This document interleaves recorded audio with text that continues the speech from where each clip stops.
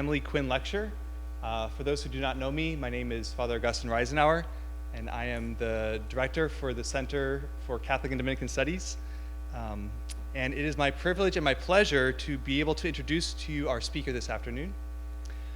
Father Kevin Sandberg, C.S.C, is an assistant teaching professor at the University of Notre Dame. With a PhD in religious education from Fordham University, his work is situated at the intersection of religion and education. He is a program advisor for spiritual enrichment to Notre Dame's Encore Education Program, the Inspired Leadership Initiative, of which Providence College's former provost, Hugh Lena, is a fellow. He also directs educational discernment initiatives through Notre Dame's Center for University Advising. And his current study is there to map the ecosystem of student formation for personal development, inclusive and integrative mindsets, and social transformation. From 2017 to 2020, he was the director of the Center for Social Concerns, where he also taught a set of multidisciplinary immersion courses designed to enable graduate and professional students to integrate considerations of the common good into their disciplinary studies and career interests. He is a faculty fellow of Notre Dame's Institute for Educational Initiatives, a board member of Ave Maria Press, a board member of the Bethany Land Institute in Uganda, a past treasurer and board member of the Religious Education Association, an association of professors, practitioners, and researchers in religious education. He is an ordained priest of the Congregation of Holy Cross. Father Kevin's lecture this afternoon is entitled The Sabbath's Return, a Practical Philosophy of Catholic Education for Generations Z and Alpha. So please join me in welcoming Father Kevin to Providence College.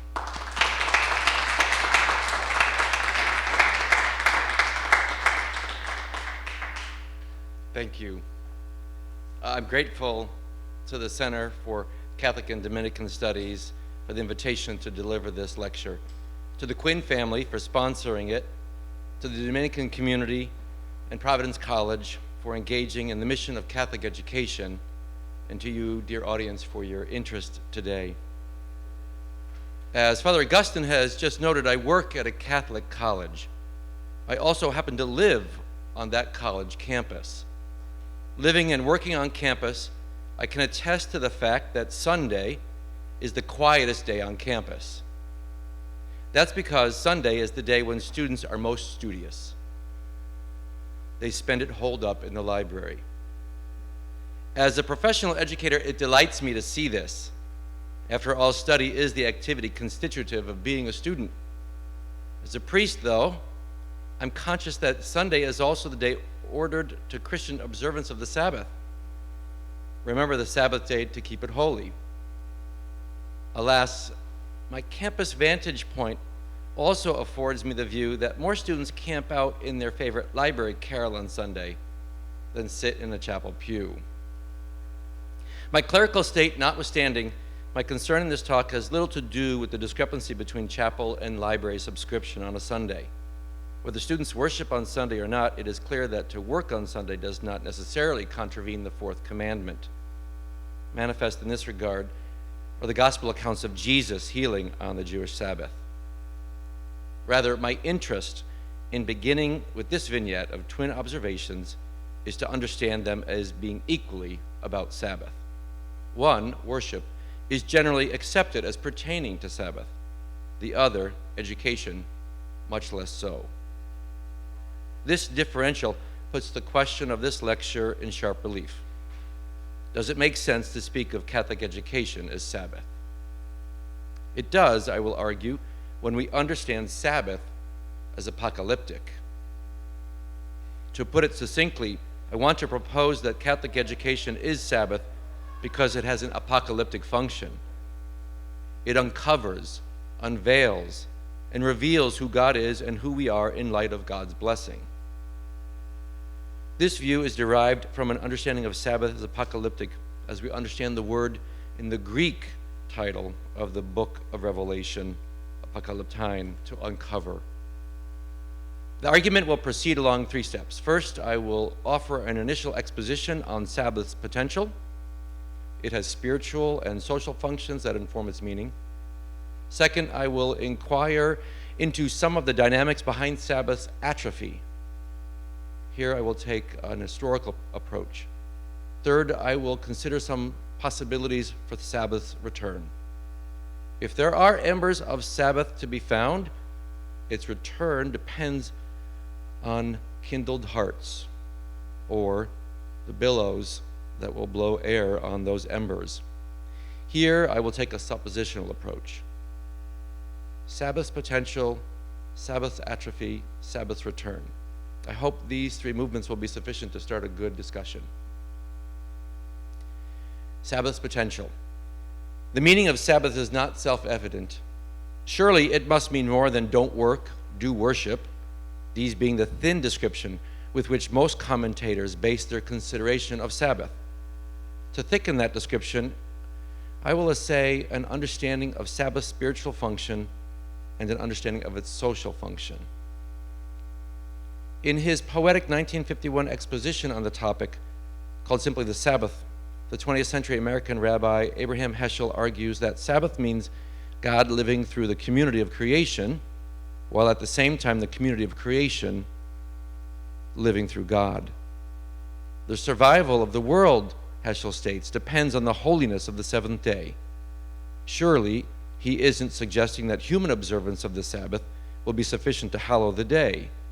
He knows the vagaries of the human heart, and too much seems at stake.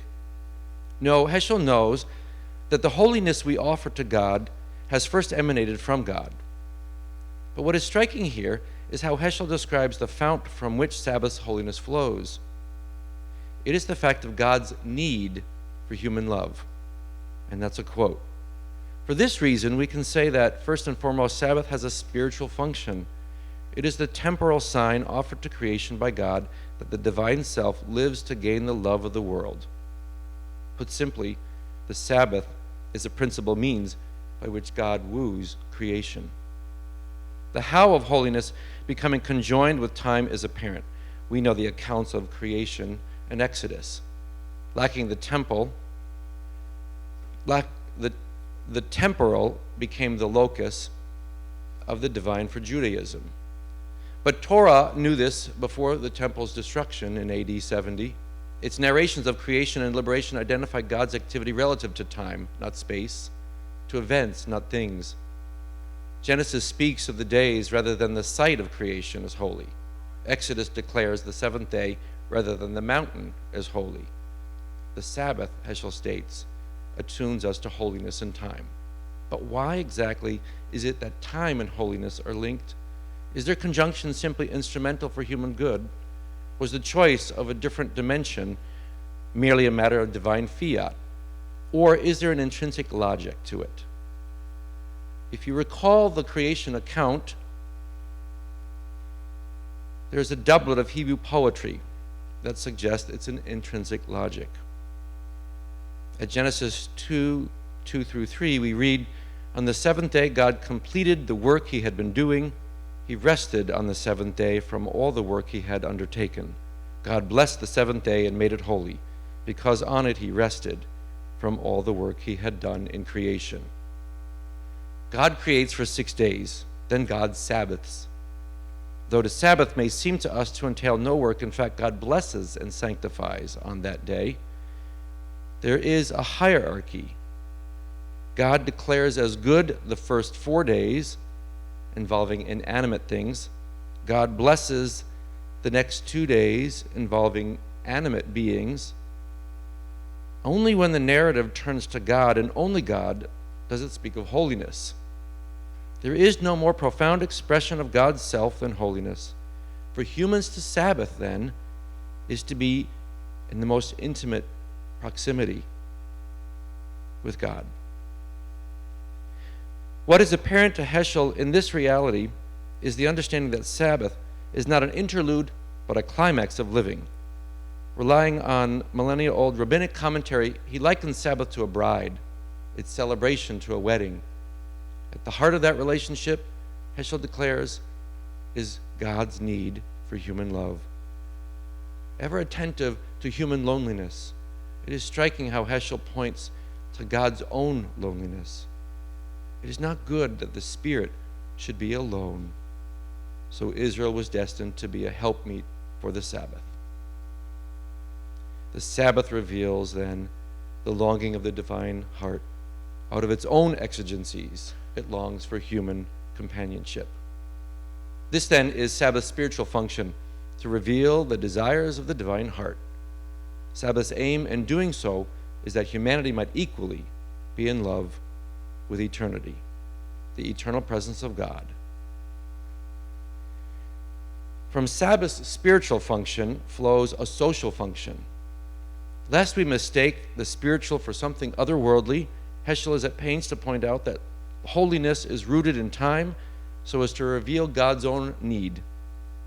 The necessity of Sabbath's social function becomes apparent, though, when we recognize how readily we succumb to the temptation to treat each other and ourselves as mere objects of creation.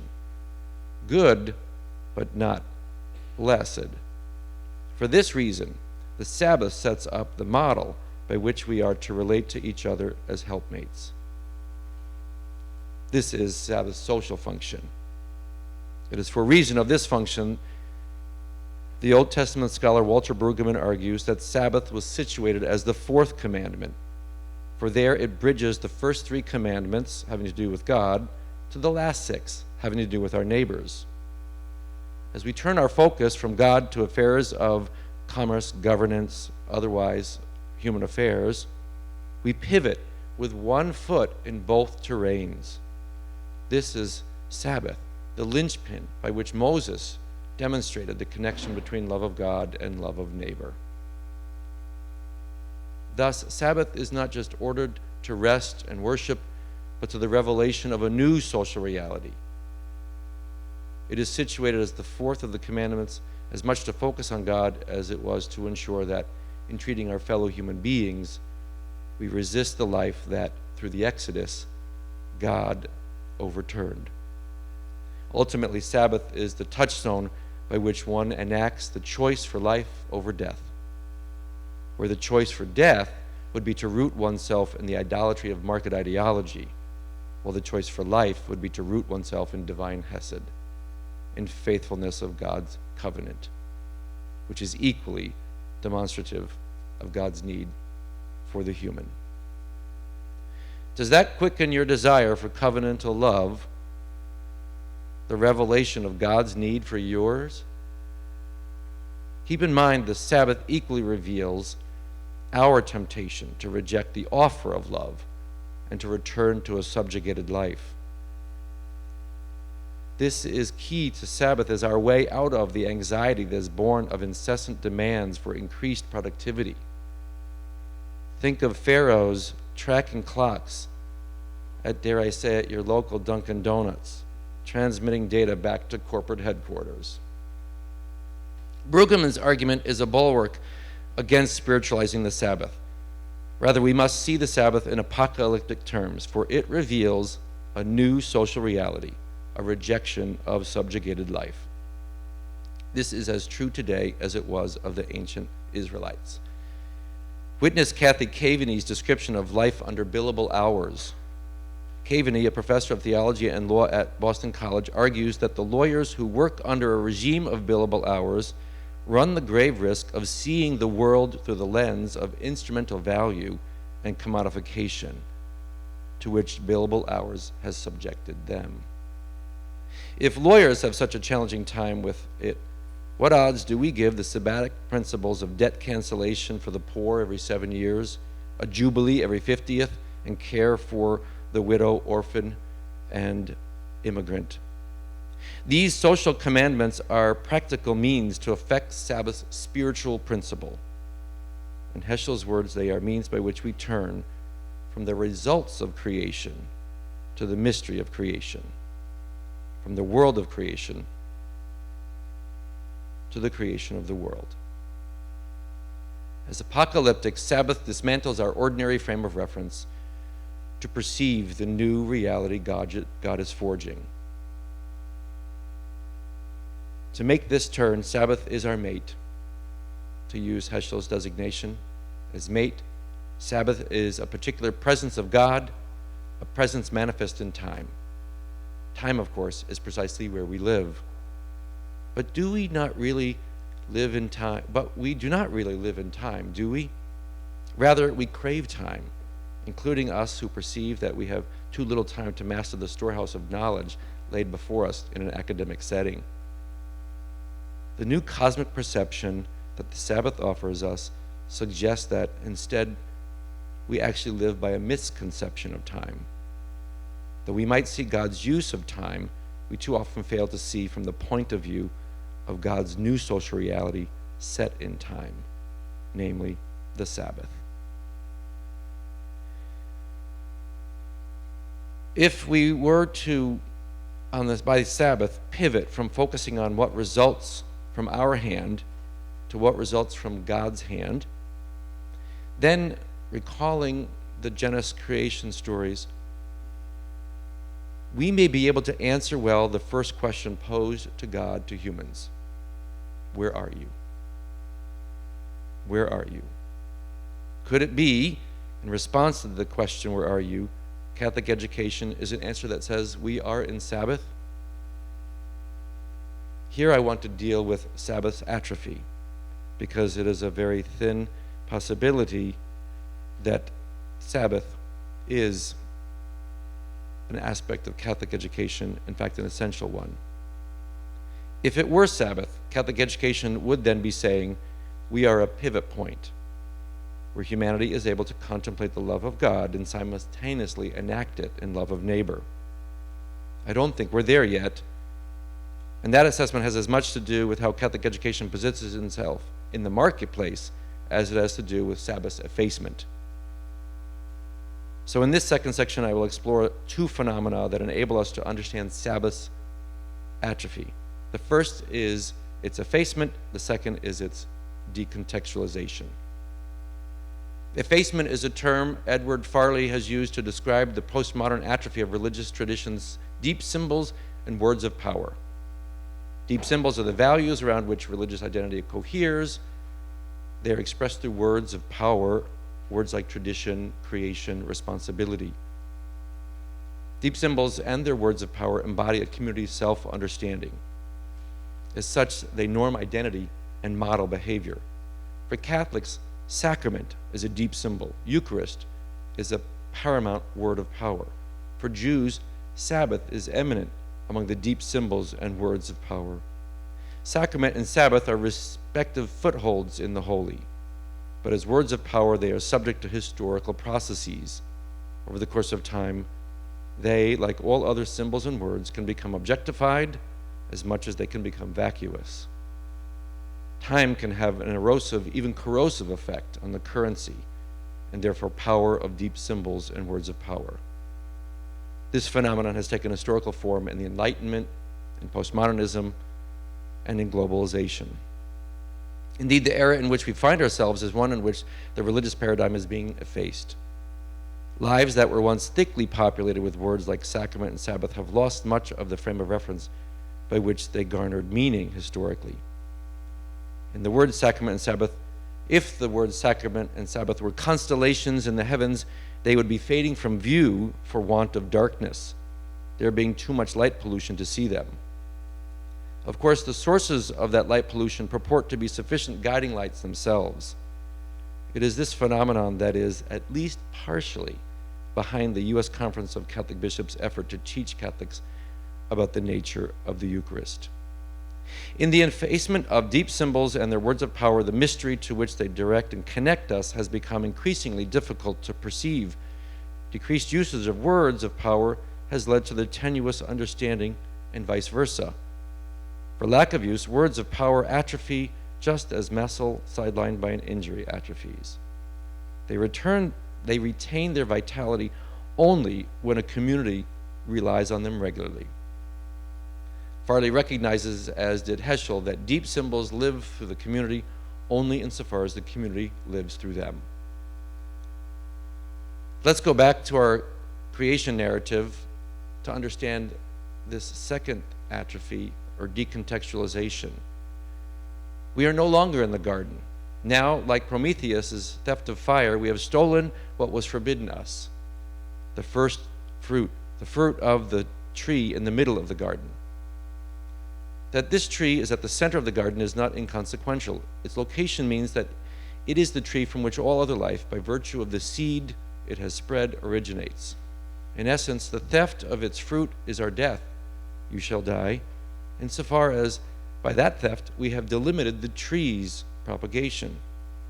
The choice made there, unfortunately, is repeated as we pursue our lives of billable hours, whether that be 19 credit-hour semesters or other demands on our time that ultimately subjugate us, at least psychologically, once again to Pharaoh's regime of productivity. Where we have become billables, more Sabbathers in academic contexts such as ours, we convince ourselves that the intellectual life is not work. Where we have become billables more than Sabbathers, we have convinced ourselves that the intellectual life is not work, but rather a pursuit of truth. That is not wrong, but as we do so, do we see how we render reason to be the defining characteristic of what constitutes the human being? One weakness of being so endowed with reason is its tendency to insularity. So to return to Prometheus, he has been a symbol of how, by means of rationality, think fire or the light of reason and thinking, we have claimed independence for ourselves. Indeed, from Aristotle through Aquinas and into the contemporary period, it is rationality that has traditionally been understood to be the philosophical essence that distinguishes humankind as such. Sabbath begs to differ. Its spiritual and social functions demonstrate the downside of, quote, man as the measure of all things, unquote. If man truly is the measure of all things, then man necessarily stands over and against all things, not under them, nor in mutual relationship with them, let alone in deference to them. But man is not the measure of all things. In the creation account, the inanimate may be good and humankind blessed, but only God is holy. Holiness is the measure of all things. The British psychiatrist Ian McGilchrist argues that rationality's increasingly autonomous rule forms how the human brain has come to function. Popular psychology has bifurcated the brain between a left side as linear, logical, and verbal processor, and the right side as a holistic, intuitive, and visual processor. But McGilchrist's study, The Master and His Emissary, The Divided Brain and the Making of the Western World, goes beyond this depiction to argue that the brain's analytical functionality tends to operate independent of, or without tether to, its contextualizing function. The title of the book depicts the dysfunctional relationship simply enough. As the master, the contextualizing right hemisphere of the brain dispatches an emissary, the analytical left hemisphere to obtain information. However, the latter no longer returns, as it once did, to put what it has learned, the data it has gathered, in context, to address the need identified by mission control. It has found that it can thrive on its own. In Laudato Si', Pope Francis has identified this technocratic paradigm as particularly problematic. The phenomenon of the master and its absent without leave emissary is increasingly the cause of, and due in no small measure to, the atrophy of religious symbols.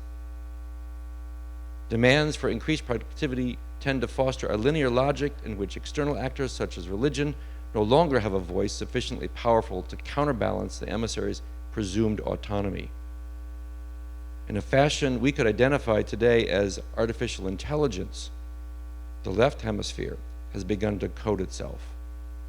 With such an ability, it realizes that it can exclude from its algorithm anything that counters the mechanistic, fragmented, decontextualized world that suits its purposes.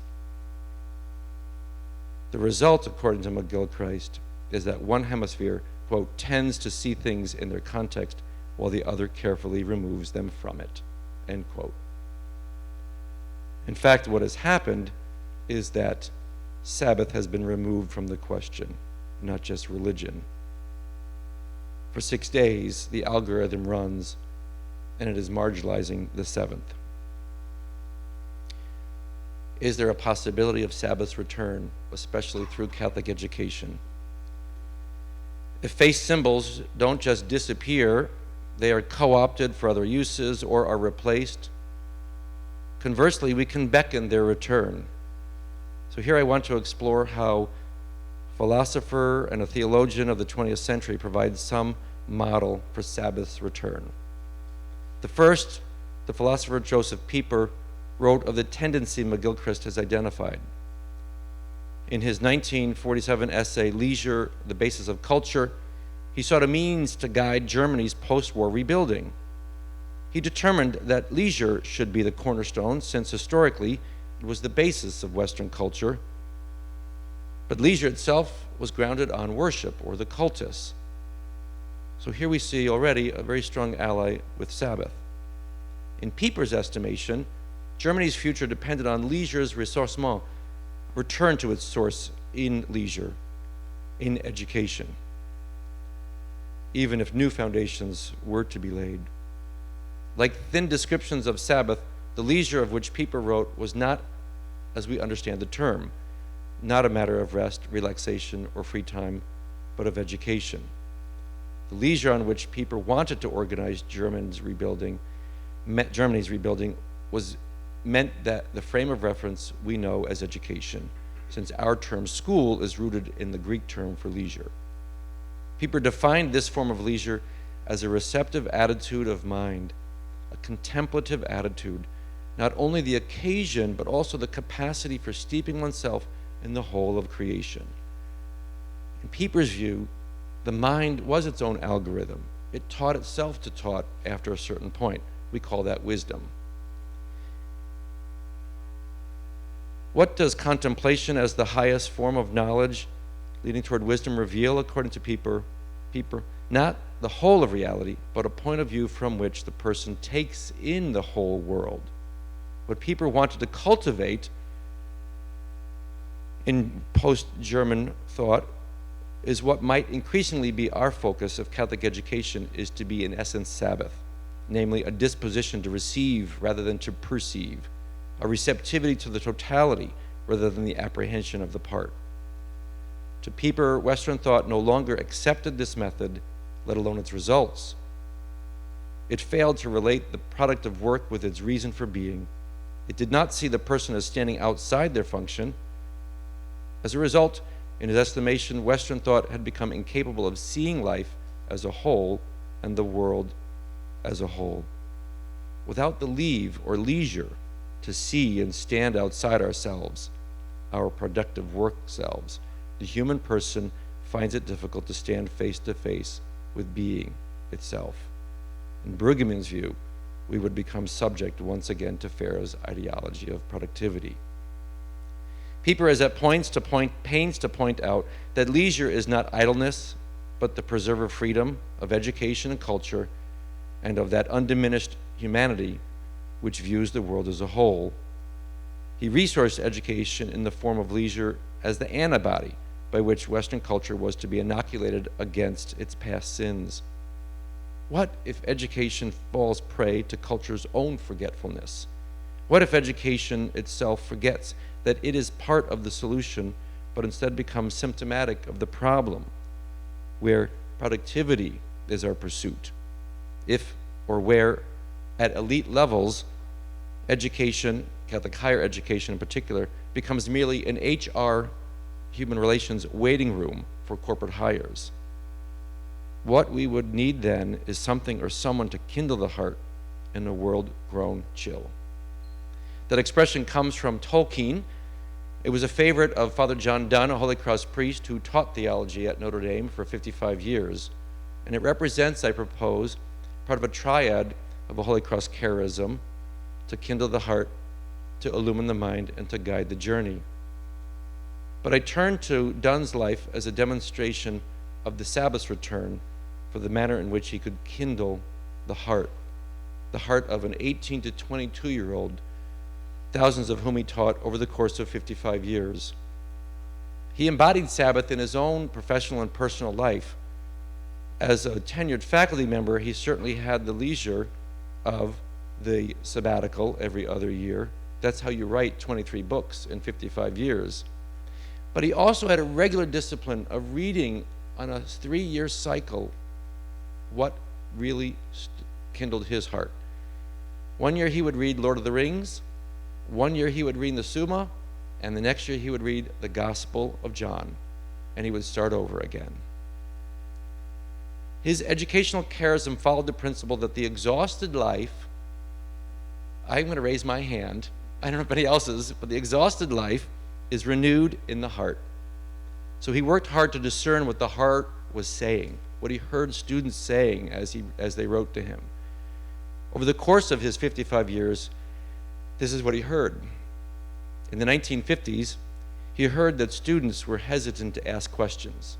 All he heard were the rote answers that they had been trained by manual theology to reiterate. By the 1960s, he heard a lot of questions, but they were absolutely undisciplined, as you can imagine, of the era. In the 1970s, he heard a lot of vocational questions. Students wanted to be happy, but they feared they would not be. But instead of engaging their inner life about that fear or that anxiety, they sought refuge in television and music. Dunn diagnosed this behavior as an effort to flee the void within. It's a flight triggered by desperation. It's the antithesis of Sabbath. It ought to be the antithesis of Catholic education. The external public void of the pandemic enabled us to face the void within. We couldn't do otherwise. We faced the void within each other, didn't we? Stay-at-home orders provided us an approximation of Sabbath, too. In other ways, despite being forced to retreat from our hyperactivity, we found out that we actually liked fewer meetings and less travel. We had more time to spend with our families, even to the point of playing board games again. As our pace of activity returns to normal, we run the risk of frustrating this newfound desire to relax, to Sabbath with people. Requiring less energy from us, the pandemic gave us permission to turn toward our inner to-do lists. We became more mindful and reflective and discerning. Perhaps even more to the point of Sabbathing, the Great Resignation has provided us a clear sign of shifting priorities amongst our values. People have been quitting their jobs and changing their modes of work at paces never before seen. Pharaoh cannot yet buy and sell labor as readily as he once could, not even at higher prices. Certainly, elements of the pandemic looked and sounded apocalyptic. For millions, it was and remains so. But it was also revelatory. It provided the gift of the anthropause, the phenomenon of decreased human impact on the natural world. It led to broad and deep increases in nature's well-being in every ocean, on every continent, and under the earth. Quieted cities around the world became open zoos. Gorillas had twice the number of babies. Ocean beach closures in my native Palm Beach County, Florida, led to a 39% increase in nesting success for loggerhead turtles. And that will pay off for generations. So the question for Catholic education is how is it paying off from one generation to the next? If it took a pandemic pause, did it learn anything that will change this generation and subsequent generations? So finally, let me turn to Generation Z and Alpha. This generational change that I spoke of is why I addressed this practical philosophy to Generation Z and Alpha. Z is approximately 1997 to 2012. There are different datings. But we have some Generation Alpha who could be considered as old as 12. Sixth graders, they will be applying for college in less than 6 years. And so higher education especially has to think about this. But researchers have called Generation Z in particular the connected generation for the fact of their reliance on social networking to tackle the causes that concern them, like climate change. As a result, they influence the social ecology of change at a younger age than ever before and at a faster pace than ever before. They want impact. They have seen the impact of climate destruction. They've seen the impact and felt it of the pandemic more than others that might otherwise not have been those hospitalized. For many young adults, this new ecology of change is replacing more traditional routes to social change. At the same time, no small number of them lack the confidence or the forward-looking disposition on which both interior and social change, spiritual and social impact of Sabbath are predicated. For every young adult who feels deeply cared for in a world survey, for instance, that's only 1 in 3, an equal number of young adults feels lonely and isolated. How do we address Generation Z and these impacts, especially their desire to be at the forefront of the ecology of change, will be that much more apparent in Generation Alpha? Well, then, to conclude, understanding Sabbath as apocalyptic raises 3 recommendations for Catholic education. The first is to lead students in an abandonment to affection and awe. Let me put that another way. Get off the treadmill. For every first-year student that I have asked about getting off the treadmill, I have 2 parents who wish they would. But college students don't know that they're on the treadmill. We can't convince them to get off the treadmill, to go from 19 credit hours to 15, and they'll be happier. But what we can do is lead them in an abandonment to affection. And by affection, I have Wendell Berry's concept in mind from his 2012 Jefferson lecture, where he said that affection is such love for a place and its life that you want to preserve it and remain in it. That place is the Sabbath. And so we need to give them a fuller experience of Sabbath. If we are billables in a Sabbather world, we might learn from what Wendell Berry learned from Wallace Stegner's categories of boomers and stickers. Boomers pillage and run. Those might be billables, not necessarily. Stickers settle and are motivated by affection and are marked by commitment. Sounds very Sabbath-like to me. We need to ask ourselves whether we are billables or Sabbathers. Affection involves the entirety of the person. Why do we quickly come to see what technology has brought us as if it were made by necessity, but what otherwise isn't technological, isn't of necessity? Because, according to Berry, we exploit what we conclude to be of value. If we were to be people of affection abandoned to it, we would defend, however, what we love, not to simply exploit what is of value. The second recommendation is that we need to teach the ecosystem of being as the context for doing, where the latter serves the former. At Notre Dame, for instance, we did not teach the pandemic. We put rules in place. So nobody learned the science of the pandemic or the public good out of it, even though we survived. So our approach came out of the left hemisphere, to do what is necessary to keep it moving. Sure, there were pauses, beautiful furniture on the lawn, but they weren't integral to the effort. That is, the educational effort. They were incidental. What we want to teach in particular is the power dynamic between these 2 positions, the Sabbather and the billable. But Gilchrist has a very sympathetic ear for the Sabbather when he states that the relationship between 2 unequal powers, one of which grounds the being of the other, and indeed needs the other for its fulfillment, and which therefore has to make itself vulnerable to that other, this is God, this is the Sabbather, who through blindness and vanity rejects and the other, who through blindness and vanity rejects the union that would have brought about transcendence, the transcendence of both, but instead prefers a state of war with itself.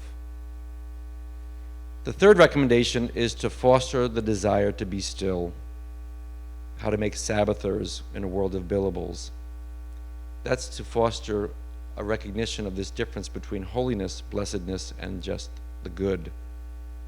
Our students come with tremendous social, emotional intelligence.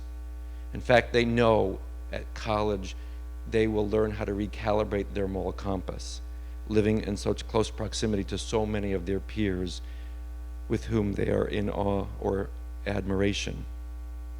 But they also come thinking in a reverse order.